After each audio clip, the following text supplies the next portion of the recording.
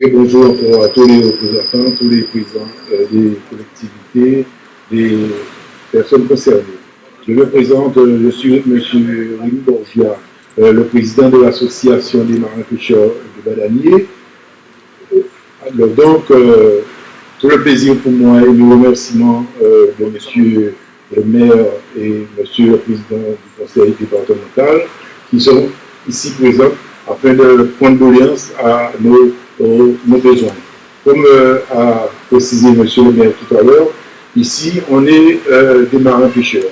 Je peux vous dire qu'on est plus de 24 embarcations. Et si vous vous tournez, vous allez voir, il n'y a même pas d'heure. Alors pourquoi? C'est pour des raisons d'infrastructure.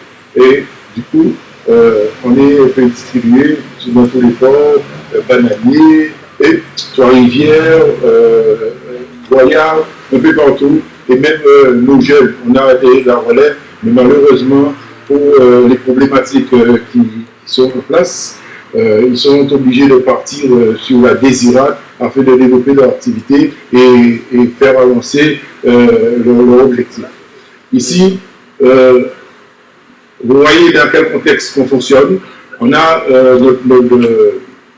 notre point de vente de poissons où on essaie de maintenir tous les jours afin que ça reste très représentatif pour Cap-Esther. On a une machine à glace qui fonctionne par des coups de poing, je dirais, mais on lutte quand même avec et on essaie de développer notre activité. Mais il faut savoir que ici, à Bananier, on a beaucoup de difficultés pour cette profession de marin pêcheur.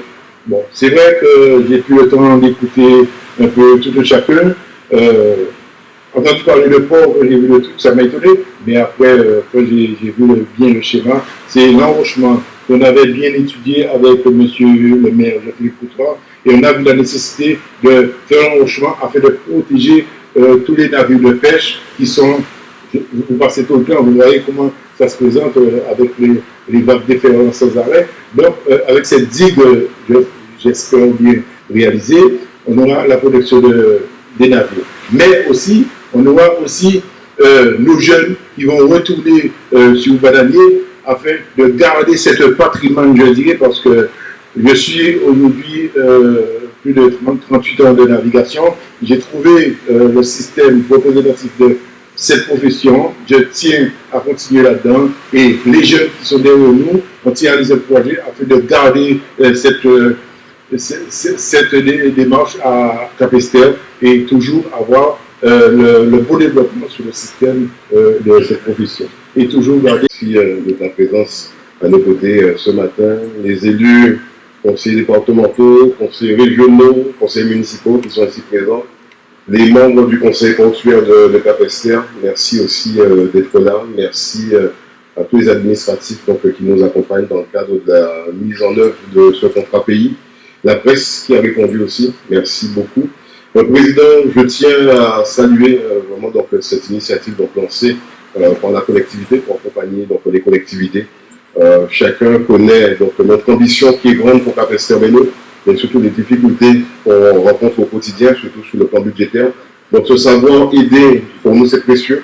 Ça nous permet de donner du sens aux actions que nous menons au quotidien, puisqu'il s'agit au-delà de cela de pouvoir porter des réponses. Porter des réponses ici à nos marins pêcheurs, puisque Cap-Esther, j'ai envie de dire autrefois, je dirais au-delà du papier, troisième port de Guadeloupe avec 41 marins pêcheurs.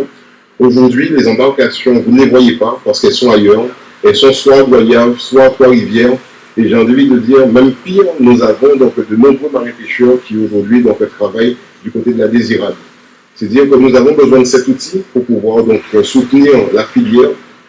Le port de Bananier, qui est un lieu de passage incontournable connu, maintenant il faut que nous puissions lui donner les moyens de pouvoir se développer, au-delà des actions qui sont portées, soutenues par nos marins pêcheurs, mais vraiment les accompagner dans le cadre de cette action.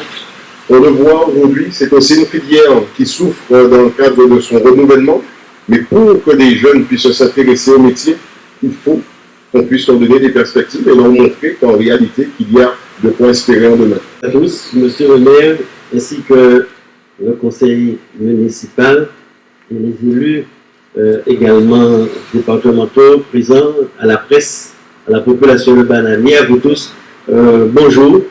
C'est pour moi une très grande satisfaction et un plaisir d'être ici aujourd'hui à Cap-Esther, puisque comme vous savez, cette journée, nous avons un double objectif.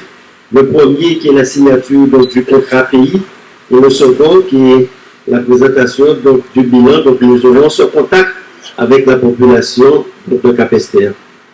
Mais concernant plus particulièrement Bananier, comme cela a été présenté par M. Delvert ainsi que le maire et le président des marins pêcheurs, nous avons cette volonté qu'il puisse y avoir un aménagement de manière à fidéliser, à faire en sorte que les marins pêcheurs de Bananier, de Cap-Esther, puissent au contraire rester ici.